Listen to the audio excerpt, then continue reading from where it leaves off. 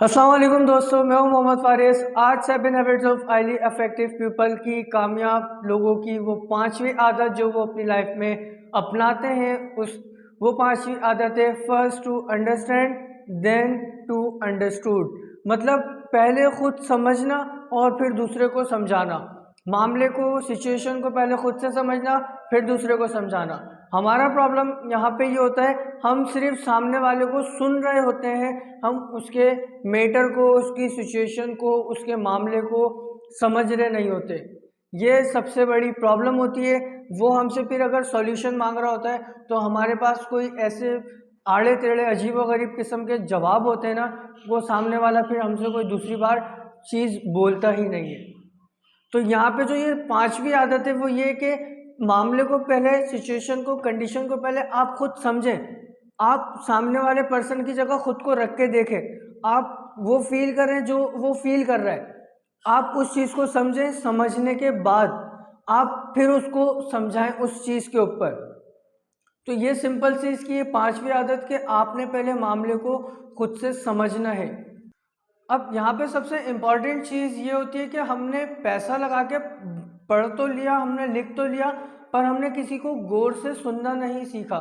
हम किसी को गौर से नहीं सुनते। अच्छा, बहुत सारे लोग आपको इसलिए भी नहीं सुनते क्योंकि वो आपके सिचुएशन में, आपके मसले में दिलचस्पी रखते ही नहीं है, इसलिए वो आपको नहीं सुनते।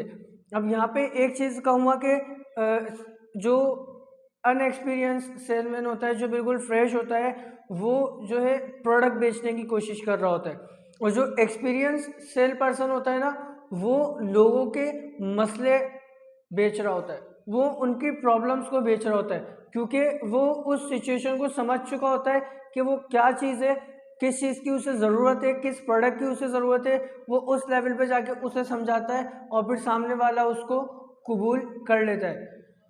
अब यहाँ पे एक यूनानियों ने ज़िंदगी की जो है, आपके लोग ज़िंदगी का एक फार्मूला उन्होंने निकाला, एक ज़िंदगी के कुछ उसूल निकाले, जिसमें से उन्होंने एक का नाम रखा पैथोस, दूसरा हमारे पास इथोस, और तीसरा हमारे पास लोगोस।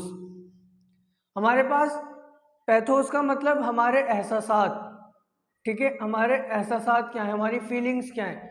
उसके बाद इथोस का मतलब हमारे पास यहाँ पे ये कि हमारा लोगों के बीच में हमारी अखलाकी साख क्या है, हमारा अखलाकी रवैया क्या है लोगों के बीच में।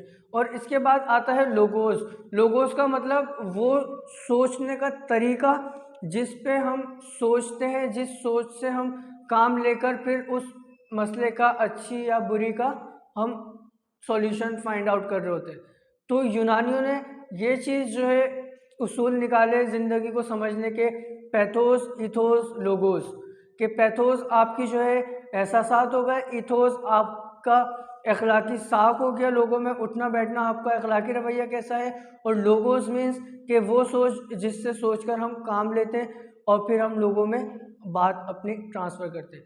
अगर आप यहाँ पे जो है लोगों को नहीं समझ पा रहे, आप उसके लेवल पे जाके नहीं समझ पा रहे, तो फिर आप उसे नहीं समझा सकते।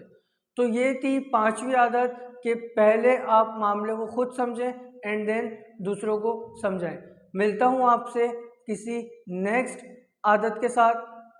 चैनल सब्सक्राइब नहीं किया तो सब्सक्राइब कर लो। मुझे दीजिए इजाज़त, मिलता हूँ आपसे नेक्स्ट वीडियो में। अल्लाह हाफिज़।